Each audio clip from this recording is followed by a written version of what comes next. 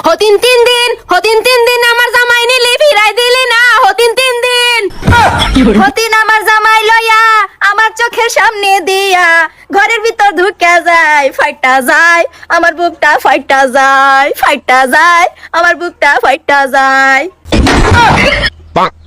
হতিন আমার ভাল লাগে না, ভালো লাগে স্বামী, সেই কারণে স্বামী লইয়া ঘরে ঢুকি আমি। হতিন সি সি সি।